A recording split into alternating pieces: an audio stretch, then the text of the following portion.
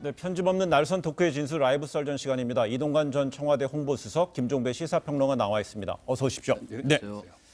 네, 먼저 라이브 썰전 첫 번째 주제 바로 시작하겠습니다.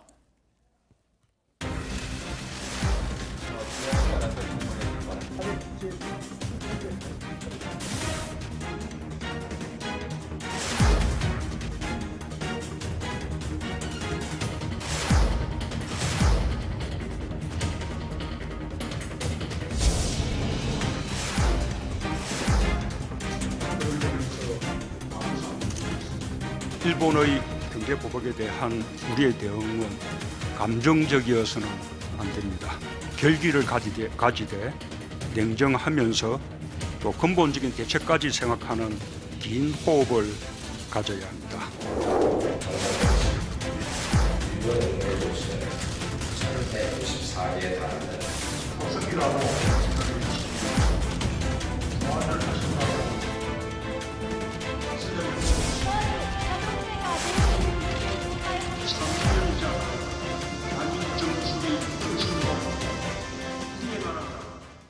오늘 오전 청와대에서 국무회의가 열렸습니다. 문 대통령은 경제 상황이 녹록치 않지만 우리 경제 기초체력 튼튼하다면서 이 가짜뉴스나 허위 정보로 시장에 불안감을 주는 것을 경계해야 한다 이렇게 말했습니다. 이 한일 경제 충돌 속에서 이 시장을 안정시키려는 모습 이렇게 해석하는데 무리가 없을까요? 일단 대일 기조는 그대로 간다라고 봐야 될 것 같고요. 그런 점에서 오히려 이제 중요한 것은 내부에서 어떤 교란 요인, 그것도 아주 의도적이고 잘못된 교란 요인을 좀 바로잡아야 되지 않느냐. 네. 예를 들어서 이런 거죠. 그러니까 뭐 제2의 IMF 사태가 올 수가 있다. 네. 뭐 한국에 진출한 일본의 금융이 철수를 한버리면 한국 금융시장이 요동을 치고 나아가서 제2의 IMF가 올 수 있다. 뭐 이런 식의 이야기가 이제 잠깐 퍼진 적이 있었는데 오히려 이런 것들이 우리 경제의 교란 요인으로 그러니까 작동이 될 수 있다는 점에 대해서 경고를 한 것이라고 봐야 될 것 같고요. 그런 점에서 뭐 당연히 할 수 있는 것 같고 오히려 오늘 발언에서 초점은 거기에 있는 것 같지가 않고요. 경제 상황이 엄중할수록 민생을 꼼꼼히 챙겨야 된다. 이 이야기 다음에 뭘로 넘어가냐면 예산 이야기로 넘어갑니다. 그러면서 내년도 예산 편성 작업이 막바지에 있다 이러면서 이야기를 하는데 거의 같은 시간에 뭐가 나왔냐면 내년도 예산 편성 규모가 나왔어요. 그러니까 9월에 정기국회가 이제 시작이 되면 핵심이 내년도 예산 심의가 되는데 한 530조 원 정도가 그러니까 편성이 될 거다 이런 이야기가 나왔으니까 오히려 문재인 대통령의 방점은 여기에 찍혀 있었던 것 같습니다.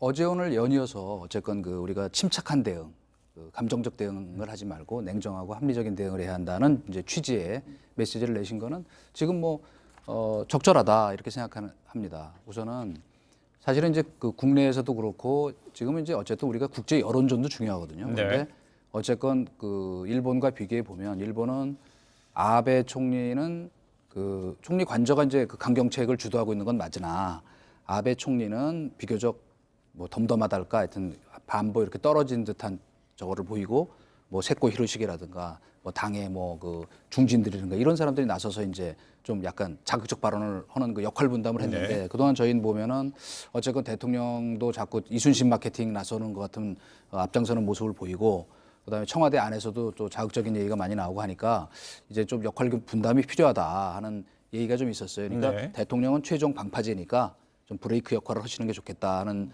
얘기들이 상당히 반영됐다 하는 생각이 우선 들고요. 그래서 어쨌든 저는 약간 만시지탄이랄까 그런 느낌은 있지만 그건 적절한 메시지라고 생각하고 두 번째 사실 저희가 이제 경제에 대해서 항상 저도 2008년에 청와대 일하면서 그걸 겪었죠. 그때 미네르바 사건이 유명한 우리 한국 경제 위기를 얘기한 이 인터넷 때문에 이 논객 때문에 이제 큰 말썽이 났었죠. 어쨌든 간에. 그런데 문제는 뭐냐면 그 당시에도 그런 걸 받아갖고 해외 언론들이 한국 경제 2008년 여름에 금융위기 닥치기 전에 파이낸셜 타임즈라든가 이런 데서 한국 경제가 굉장히 위기에 빠져 있다는 식의 얘기를 부정적인 걸 많이 보도했었어요. 그렇기 때문에 지금 아까 우리 김평론가도 얘기하신 것처럼 대통령이 이런 상황을 좀 안정시키기 위한 심리적 안정을 위한 그런 말씀을 하신 거다라고 생각하는데 거기에 이제 한마디만 보탠다면 그러나 저희가 위기로는 나쁜 건데요. 위기 의식은 필요한 거거든요. 네. 그러니까 이제 그걸 별러서 말씀하신 거라고 저는 보고 지금 어쨌건 저희 지금 현재 부딪히고 있는 상황은 뭐 성장, 고용, 소비, 투자, 수출, 거기다 증시. 지난주 월요일 날 그 블랙 먼데이라고 할 만큼 증시 폭락 사태까지 왔죠. 네. 그다음에 환율도 지금 1,200원 넘어서 상당히 만만치 않은 여러 가지 상황이기 때문에 이런 상황에서 우리가 위기의식의 끈을 놓쳐서는 안 된다 하는 걸 같이 당부한 거다. 네. 이렇게 심리적 안정과 그다음에 정부 관계자들 위시한 우리 전부 그 이 경제 주체들한테 우리가 더 그래도 위기의식을 끈을 놓지 말고 대응해야 한다는 메시지를 준 거다. 이렇게 저는 생각하고 있습니다. 어제 대통령이 긴 호흡을 갖고 감정적 대응하지 말고 긴 호흡을 갖고 가야 된다는 어떤 총론적인 거, 큰 흐름을 좀 말씀하시면서 이번에는 뭐 김평론가 지적처럼 민생, 내치, 그다음에 예산국회 일부를 강조했다는 거잖아요. 그런 상황에서 어제 그 뭐 우리 정부 차원에서는 일본을 백색 국가로 지정을 했고요. 그다음에 또 뭐 안보실의 넘버 2라고 할 수 있잖아요. 김현종 제2차장은 또 디램 카드까지 썼습니다. 그럼 대통령과 핵심 참모들이 뭐 약간 뭐 강원 혹은 뭐 굿캅, 배드캅 이렇게 좀 역할 분담을 했다고도 볼 수 그렇게도 있을까요? 볼 수 있겠죠. 그다음에 예. 긴 호흡을 갖고 가야 된다라고 이야기하지 않을 수 없는 게 예. 뭐냐면 지금 상황이 끝난 게 아니거든요. 네. 예를 들어서 지금 두 가지만 한번 우리가 상정을 해보죠. 8월 15일에 아베가 야스쿠니 신사에 갈지 말지, 네. 또 거기서 만약에 8월 15일에 어떤 그 메시지를 내놓을지 이거에 따라서 한일 관계가 또 어떻게 될지 지금 변수가 돼버렸습니다. 그다음에 화이트리스트 같은 경우는 시행에 들어가는 날짜는 8월 28일이에요. 그러니까 그럼 8월 28일 이후에 일본 아베 그러니까 정권이 어떤 그런 구체적인 정책을 들고 나올지 현재로서는 미지수인 거죠. 네. 이런 상황에서 우리 정부가 지레짐작으로 예를 들어서 뭐 톤다운을 할 이유도 없는 것이고 어찌 보면 우리 또 그러니까 가장 기존은 일본 아베 정권의 어떤 일희일비하는 게 아니라 네. 우리는 무소유불처럼 우리 어떤 그러니까 기조와 원칙을 가지고 가면서 그다음에 그러니까 그 일본 그러니까 아베 정권이 내놓는 것에서 그에 따라서 맞대응을 하면 된다라고 하는 그런 의지를 대통령이 표명을 했다고 네. 보면 될 것 같고요. 김현종 안보실 2차장 같은 경우는 상당히 센 발언을 했죠. 뭐 디램 이야기를 하고 네. 있으니까 우리도 카드를 갖고 있다고 또 아주 강력한 이런 것을 이야기한 것은 뭐냐면 이게 상황이 계속 간다면 하나의 톤이 아니라 그러니까 투 트랙으로 가면서 강원 네. 이 메시지를 일본한테 그러니까 던지는 것은 어찌 본다면 가장 ABC에 해당하는 것으로 볼 수 있으니까 네. 그 차원에서는 김현종 2차장의 발언도 상당히 전략적인 발언 이렇게 좀 이해를 하면 되지 않을까 싶어요. 우선 두 개로 나눠볼 수 있을 것 같은데 저희가 이제 백색 그 리스트에 일본을 포함시킨 것에 대해서 일본 정부 안팎의 판단은 제가 취재한 바에 따르면 네. 언론 반응도 그렇지만 일본 언론에 뭐 불감청 고소원이다. 오히려 네. 그 예상했었고 잘했다. 그러니까 지금 당장 나오는 반응이 그거잖아요. 이거 WTO 위반이다. 예. 그치? 그러니까 봐라. 한국도 똑같이 하고 있다. 우리는 말하면 전략물자 수출을 갖고 얘기한 건데 이건 진짜 정치적으로 나온다 하는 어떤 논거를 만들었던 측면에서도 그렇고 또 한 가지는 현실적으로는 저희한테 뭐 조금 아픈 부분이긴 하지만 인정할 건 인정해야 된다고 생각하는데 저희가 물론 그 반도체 72.4% 세계 점유율 1위를 차지하고 있는 네. 것은 맞으나 그 대일 수출 포션 그 점유율이라고 하는 거는 그 전체의 한 2.3%밖에 안 돼요. 네. 저희가 수출하는 일본에 수출하는 것 중에. 그러니까 일본은 사실은 반도체 수입을 이미 그 다양화해 놨기 때문에 그리고 뭐 마이크론에서 수입할 수도 있고 대만에서 할 수 네. 있고 유럽에서도 할 수 있기 때문에 이 자체가 무슨 아주 최고급 그 아주 첨단 비메모리 반도체 같은 건 몰라도 그 일본의 산업적인 영향을 직접 주지는 않는다 하는 그런 상황에서 비추어 보면 일본은 지금 그 총리 관저가 주도해온 그 세코 히로시게는 사실은 그 사람은 그 내각에 나가 있지만 그 사람은 총리 측근이잖아요. 핵심 복심이니까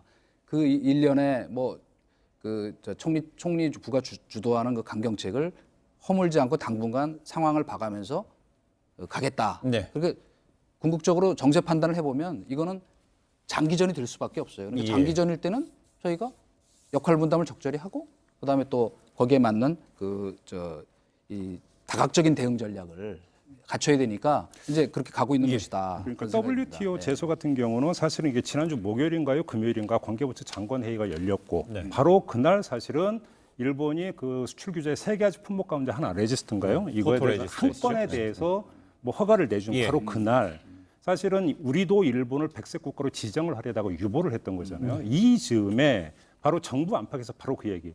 우리가 만약에 맞대응을 하면은 WTO를 제소를 했을 때 과연 우리에게 유리하냐 불리하냐 이 이야기가 들어갔던 것으로 이제 저는 알고 있는데 정부가 그걸 몰라서 했던 게 아니라 그럼에도 불구하고 했던 그 배경과 이유를 봐야 되는 거죠. 무슨 이야기냐면 WTO 제소를 한다고 하더라도 그것이 뭐 보통 한 4년 이렇게 걸린다라고 하는 것들이 뭐 일반적인 이야기인 것이고 또 한 가지는 이런 게 있는 거예요. 그러니까 이 전략물자라고 하는 부분들, 예를 들어서 일본이 전략물자라고 하는 것, 그러니까 이게 관리가 안 되고 있다라는 그러니까 핑계를 대면서 나왔을 때, 뭐 하태경 의원이 이미 그 반박 팩트를 그러니까 제시한 바도 있죠. 오히려 전략물자가 세고 있는 건 일본이 훨씬 더 많다라고 하는 부분들을 제기를 한 바가 있었고, 이런 상태에서 결국은 국제 여론전이라고 하는 부분들, 또 우리가 어차피 맞대응을 하지 않을 수 없다면 여기서 전공법으로 가는 게 맞을 수 있다라고 하는 이런 판단에 따라서 결국은 그대로 그러니까 맞대응으로 가는 이런 선택을 했던 것으로 이해를 하면 될 것 같습니다. 예, 아니 뭐 저도 그 우리가 뭐 백색 리스트에 일본 포함시킨 것이 뭐 잘못됐다는 건 아니에요. 그러나 이제 그 일본 쪽에 이제 현재 반응은 그렇다는 것이고 아까 잠깐 얘기 나왔던 그거는 제가 짚고 넘어가야 될 것 같아요. 그 이번 8월 15일 날 그 아베 총리가 야스쿠니 신사 참배를 할 거냐? 네. 그건 안 할 거로 보는 게 맞을 것 같아요. 왜냐하면 그 이제 그쪽도 이제 강원 양면책을 써야 되는데 제일 중요한 건 사실은 2013년에 위안부 그 저 갈등이 한국하고 불거졌을 때 그 야스쿠니 신사를 갔었거든요. 아베 총리가 그때 미국에서 아주 강력하게 비판하면서 실망했다. 그 이후로 본인은 직접 안 가고 뭐 공무를 보낸다든지 이렇게 했는데 지금도 아마 똑같은 왜냐하면 지금 어쨌건 뭐 최근 뭐 그 일본 마이니치 신문 보도 같은 거 보면은 사전에 이미 그 저 미국도 똑같이 그 태평양 전쟁 때 미군 포로들이 강제징용을 당했던 그거를 소송을 그 냈었던 걸 기각했거든요. 미국 저 연방법원에서. 그런데 그런 문제들이 또 다시 이제 불거질 수 있기 때문에 양해를 구했다.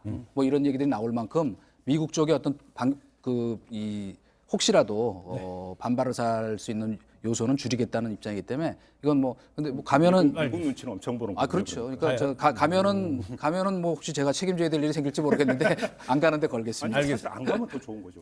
그렇죠. 예, 안 그래서 갈 겁니다. 보통 뭐 일본에서 보면은 야스쿠니 신사에서 봄, 가을에 2번 있는 큰 제사에는 주로 이제 곡물을 이제 갖다 이제 논다고 그러잖아요. 근데 그거 아니고 특별히 이번 시점에서 광복절, 우리에게 광복절, 그 일본에서는 뭐 2차 대전 패망에 대한 어떤 전몰자에 대한 추념 시기에서 어떤 말을 내놓을지가 좀 주목이 된다고 좀 볼 수 있는데 그리고 또 저희 우리나라에서 그 정부의 대응책 백색 국가에 대한 일본에 지정한 것에 대해서 발표가 나오자 그 미국의 양대 신문이죠. 워싱턴 포스트랑 뉴욕 타임스, 특히 뉴욕 타임스에서는 이번 한일 간의 사태가 장기화 쉽게 해결되지 않을 것이라고 전망했고요.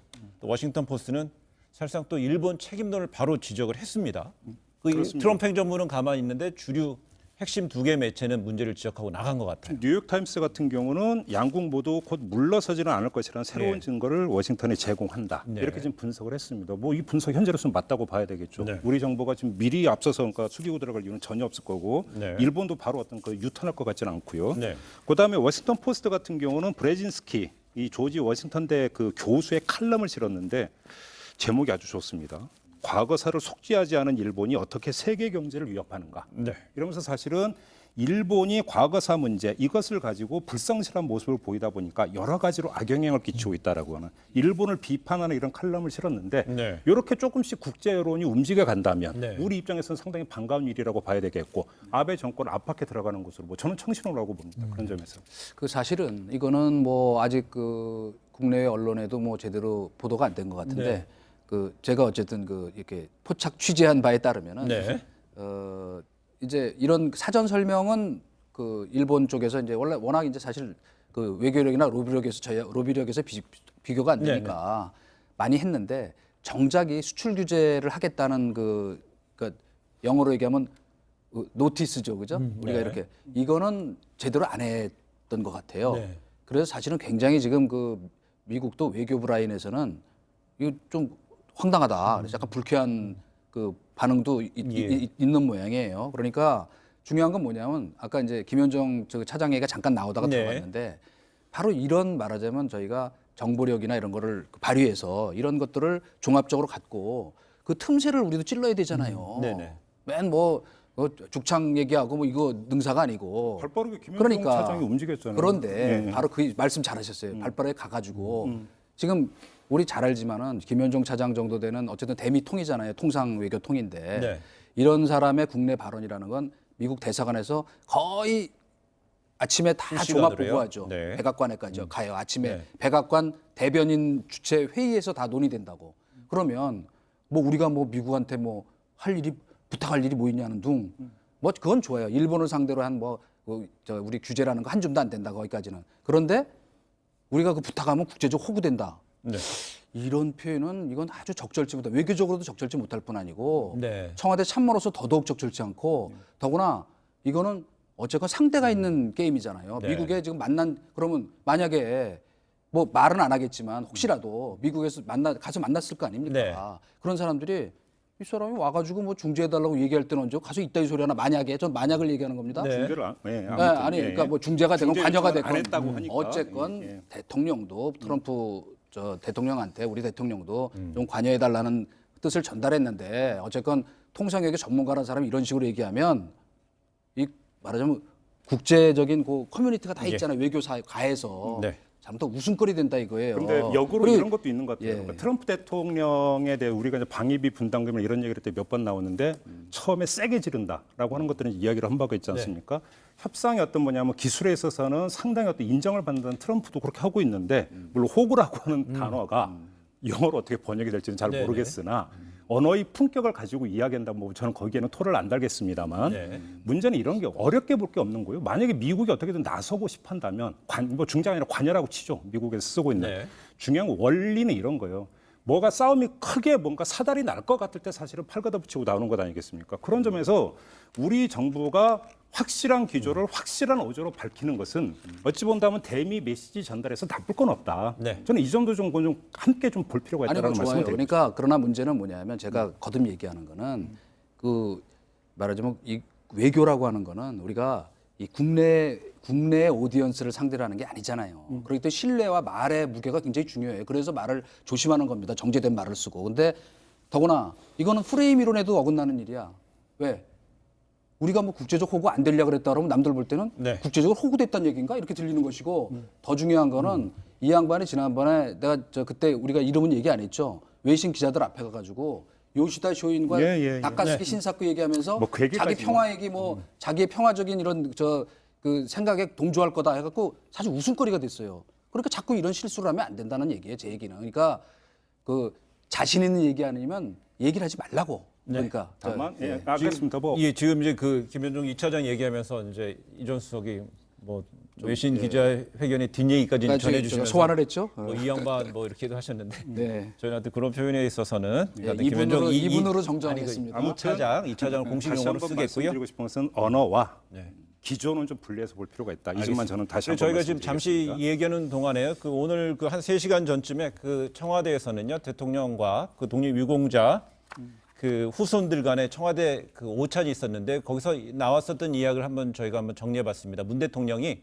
그 독립유공자들 앞에서 일본 조치 참으로 실망스럽다라고 이제 얘기를 좀 발언했고요. 또한 인류 보편 가치 잊지 않고 있습니다라고 얘기했습니다. 그런다 이어서 그 역사를 성찰하면서 휘둘리지 않는 나라로 가겠습니다라고 다짐을 했고 또한 여기서 이제 주목할 게 이제 분단을 극복해야 광복 완성이 된다고 했습니다. 그래서 이제 남북 간의 평화 경제 공동체에 대한 어떤 의미가 좀 드러났고요. 또한 독립유공자는 국민 모두의 자부심 이렇게 얘기를 했습니다. 그래서 이 관련해서 그 오늘 그 독립유공자들한테 던지는 메시지지만 사실상은 많은 사람한테 던지는 메시지를 확장될 수 있는 거잖아요. 어떻게 좀 분석할 수 있을까요? 저는 기조가 같은 거라고 봅니다. 예. 저번에 국무회의 모두 발언에서 이제 했던 것은 예. 다시는 지지 않겠습니다라고 하는 어떤 이야기를 하지 않았습니까? 네네. 그러면서 사실 어찌 보면 거기에는 그 길이라고 하는 메시지가 담겨 있는 것 같은데 예. 사실은 광복 정신이라고 하는 것들, 그다음에 항일 광복 정신이라고 하는 것들도 결국은 귀착되는 것은 그 길이라고 봐야 되는데 예. 오늘도 그런 이야기를 했어요. 뭐냐면 오늘의 어려움은 우리가 남에게 휘둘리지 않는 나라로 발전해가는 디딤돌이 될 것이라고 예. 확신한다. 결국은 무슨 얘기냐면 지금은 시련일 수 있으나 이것을 딛고 일어나서 극복하고 넘어서는 어떤 이런 어떤 그 계기로 삼겠다라고 하는 방향성을 분명히 다시 한번 제시를 한 것이다. 이렇게 네. 좀 해석을 하면 될 것 같습니다. 또 오늘 또 보면 오찬에서요. 그 예전에 얘기했죠. 정치는 발끝을 봐야지 메시지가 나온다고 그랬고 또한 만찬이라든지 주요 행사에서는 음식이 던지는 정치학적 메시지도 있다고 하잖아요. 오늘 특별 메뉴가 올라왔다고 그럽니다. 그 임시정부 시절에 있었던 뭐 중국식 요리, 돼지고기 요리도 있었다는데 여기 음식을 봤을 땐 어떤 메시지를 좀 읽을 수 있을까요? 뭐 어쨌건 지금 이- 화면에 나옵니다. 예, 이 화면인데. 정통성, 우리 네. 그 지금 대한민국 정부의 정통성의 뿌리를 상해 임시정부에 두고 있으니까 네. 그 우리 현 정부에서는 더욱더 그 연원과 가치를 중시하니까 뭐 그 당시에 그 우리 풍찬 노숙을 그 하면서 그 참 항일 운동에 나섰던 그 남의 나라에서 중국에서 그 한번 되새겨 보는 거 뭐 굉장히 중요하죠. 그러니까 제가 이게 자꾸 지난 얘기해 가지고 소금 뿌리는 것 같아 그런데 그러니까 지난번 그 뭐야 저 연평해전 그 저 이 유족들한테 예. 그 김정은 같이 찍은 사진 그 오찬장에 뿌린 것 같은 거는 그런 건 좀 신중하게 하는 게 좋겠다 그런 생각이에요. 아무튼 뭐 이번에 오늘 나온 게 이제 백범 김구 선생이 자주 즐겼다라고는 쫑즈라고 해서 예. 우리 그럼 연잎밥 비슷한 거라고 보면 될까요? 그러니까 찹쌀에다가 콩 같은 거를 넣어서 대나무 잎으로 싸가지고 찐밥. 예. 그러니까 아마 연잎밥 정도가 될 것 같고 예. 그러다 이제 간장 양념으로 이렇게 삼겹살 조린 예. 이게 이제 뭐 홍샤오루 이거 근데 이것도 이제 결국은 임시정부의 안살림을 책임졌던 오건희 여사가 임정 요인들에게 참 많이 해줬던 음식이라고 하니까 결국 올해가 또 100주년 아니겠습니까? 네. 그런 점에서 대한민국의 건국 정신, 그 모태가 되는 바로 이것을 기리는 차원으로 그러니까 이 음식의 메시지가 담겨 있다고 이해를 하면 될 것 같습니다. 네, 알겠습니다. 첫 번째 주제 여기서 좀 마무리하겠습니다. 짧게 두 분 이전 수석부터 순서로 해서 짧게 오늘의 한마디 하고 다음 주제로 넘어가겠습니다. 예, 멀리 가려면 함께 가라는 유명한 말이 있는데 네. 저희가 이게 어차피 이제 장기전으로 전환되고 있는 것이니까 그럴수록 우리가 국제 여론전, 뭐 국민 설득뿐 아니고 예. 그런데 굉장히 중요하니까 그런데 좀 더 이제 외교적 역량을 발휘해서 국제적으로 한국이 맞다, 일본이 잘못했다는 여론이 일어나야 저희가 힘을 받는 거거든요. 예, 알겠습니다. 함께 가자. 김평. 예. 아직 끝나지 않았다 이렇게 뽑았는데 뭐 저는 그 더 부양 설명이 필요 없는 게 지금 이동관 수석께서 했던 말씀 그겁니다. 이제 장기전 태세로 가야 되고 우리가 지금 뭐냐면 긴장을 늦출 이유는 전혀 없다. 요즘만 좀 강조해서 말씀을 드리겠습니다. 예.